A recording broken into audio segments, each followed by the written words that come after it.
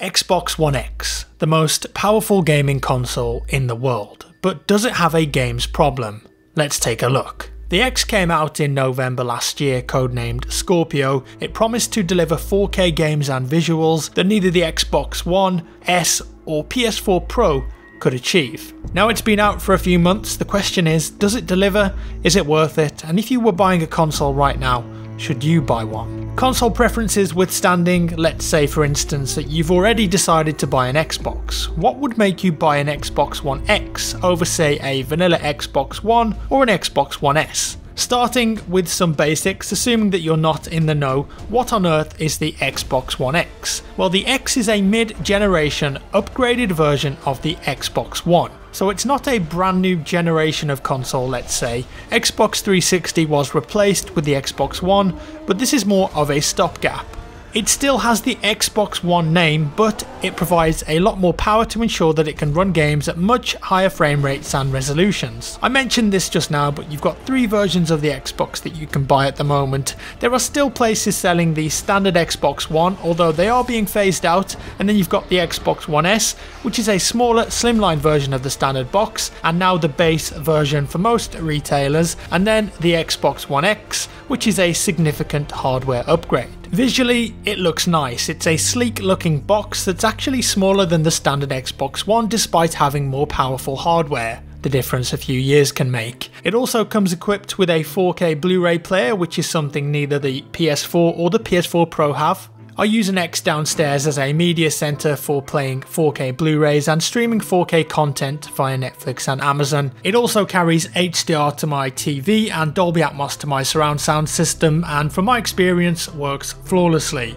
Keep in mind though that the Xbox One S also has HDR capabilities and a 4K Blu-ray player installed. Let's talk games though. The Xbox One X can run games in native 4K resolution. Forza 7, Gears of War 4 for example will run in native 4K. That's impressive. Not all games will run in full 4K though, and if they do, they might not reach 60 frames per second. Some games will be upscaled, so they will run in a lower resolution and then be bumped up to 4K using some very clever upscaling technology.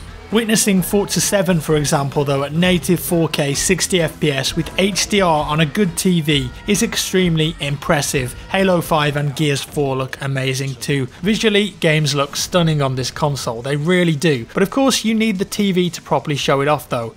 More on that soon. As well as running games in 4K, you could see improvements in performance in non-4K games that can utilise the extra horsepower of the console. In most circumstances, the game developer will need to release a patch for the game to support Xbox One X enhancements. But quite a few games run a lot better on the Xbox One X. Some games like Rise of the Tomb Raider for example give you a really interesting set of options in terms of visuals, allowing you to choose exactly what you want. You can pick native 4K at 30 frames per second, so the highest frame rate possible, but you may experience some dips in performance here and there. Or you can pick 4K enriched visuals, which won't run at native 4K, but will instead be upscaled, which means while it won't look quite as good visually in terms of resolution, it will hold a 30 FPS frame rate far better. And then lastly, performance mode, which will run at 1080p but with double the FPS at 60. It's very interesting to see games which give you the option of what you want to do with the power of your console. Something like that is far more like a PC because that's what PC players love. The ability to run games how they want them to run. Do you prefer more frames per second or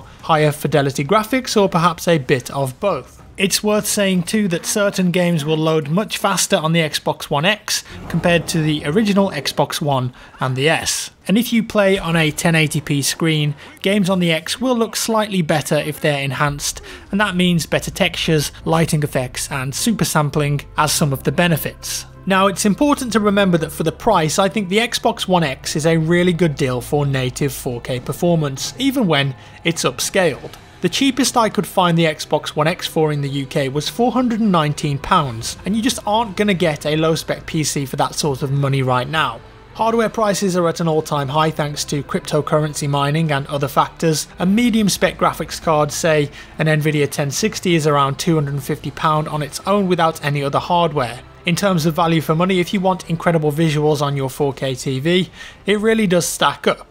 Okay, so that's the gist of the X. No doubt an incredible piece of hardware delivered in a small package. But if you've got an Xbox already, either a standard one or an S, Is there an argument to shell out your hard-earned cash for this one, even if you're buying an Xbox for the first time, let's say? If you don't have a 4K TV, is it really worth paying that extra money for an X when you aren't going to see that much benefit? At the moment, I don't think so. You can get an Xbox One S for around £219 in the UK, that's almost half the price of an Xbox One X, and the S even has a 4K resolution upscaler built in that a lot of people don't know about. Sure, it's not native like the X can achieve, and honestly it's not near the quality of what the upscaler on the X can get, but at half the price, I think it's an option that most people would consider. From my experience, really, to get the most out of the X, you're going to need a 4K TV, a decent sound system, and with the cost of the console, that's going to add up significantly. I think what the X needs, and Microsoft in general, is a number of huge exclusive games that not only will provide incredible 4K visuals to bolster the popularity and value of the X, but also bring customers back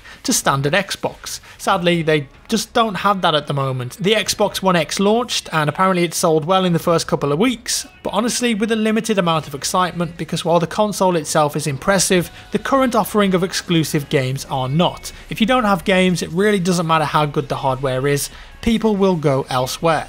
There's also a huge caveat to the Xbox One X's performance that I should mention that's very important. In online multiplayer games, to ensure parity, even if the Xbox One X can achieve a higher frame rate, it will be locked to the same frame rate as the standard Xbox. I'm not sure this is a requirement, but it seems that most developers feel that this is fair. If multiplayer gaming is what you mostly do, then I'm not sure that you're always going to get the most out of your X. Perhaps more stable frame rates is what you want, then okay, but you're not going to see double the frame rate playing on an X in a multiplayer game compared to the original Xbox One or the S. Moving on, in this console generation, PlayStation consoles are selling twice as well as Xbox consoles, and is that any surprise when they've got so many strong exclusives there? To name a few, Uncharted, God of War, The Last of Us, Horizon, Detroit, Days Gone, the new Spider-Man game, the new Kojima game, Death Stranding, even early access to Call of Duty content, the list goes on. But, and this is a very big but, in 2018, Xbox may have an ace up their sleeve. Recently there have been some rumours around Microsoft looking to acquire some big gaming companies. The rumour has it that they're interested in EA, Bluehole, the creators of Battlegrounds, and even Valve. Now let me start by stressing that this is pure rumour. There haven't been any offers or purchases or anything along those lines to my knowledge. Right now it's just a rumour in the gaming industry, it's come from somewhere, and we all know that the internet is full of rumours, so it could just be rubbish. That being said, I was thinking to myself about what would actually happen if Microsoft bought, let's say, Electronic Arts. Xbox right now is in a bad place in my opinion. Sony is quote unquote winning the console battle, but more importantly, there really aren't any big titles to make people buy an Xbox One over a PS4. I just mentioned a load of PlayStation exclusive titles, but what about Xbox? You could say Forza, at a push. Gears of War, it feels like an old and done franchise now and doesn't have the same pull it once had. The Marcus Phoenix story that we all cared about is done. It's just not a big name in this generation. The only other ones that I can think of that are coming up this year, perhaps Sea of Thieves or a new Halo game. Will those sell consoles? I'm sure they'll sell a few, but Microsoft need more compelling exclusive games on their platform. So could the solution be to buy some? Well, EA makes some incredibly big games with huge fan bases. Battlefield, Need for Speed, Mass Effect, FIFA, NHL, all the Star Wars games, UFC, Sims, Titanfall, Dragon Age. We're talking some of the biggest FPS, action and sporting games out there, franchises that have direct licenses and make an incredible amount of money. Now let's just say for a second, hypothetically speaking, Microsoft did buy EA. You have to assume that they would do so to benefit their Xbox platform. If they let EA carry on as normal making games for multiple platforms, i.e. their own Xbox, PC and PS4, what would be the benefit of that? Sure, they'd be buying a profitable company, but it gives them no tangible benefits. It would make far more sense, at least for the success of the Xbox, to make all of those games Windows Store and Xbox One exclusives. That would mean the end of FIFA, Battlefield and all of the other games on the PlayStation platform. If you wanted to play FIFA, you'd have to buy an Xbox, that would be huge. Same with Battlefield and the new and yet unreleased Anthem. That would definitely be a huge blow for Sony and would undeniably give Xbox a massive sales boost. That being said, let's think of the logistics of it all. Would it really be worth it? A senior analyst called Michael Pachter from Wedbush doesn't think so, and he made a good point when he said that EA are a major third-party game publisher with a huge stable of games, and if you take away one massive platform like PlayStation, that would lower EA revenue by a significant margin, and it's unlikely that hardware sales of the Xbox would make up for the difference, meaning the purchase would be too expensive to make sense. So in terms of a business purchase, it would make little sense unless Microsoft was so desperate that they are willing to take a big hit. EA would not go cheaply on this one.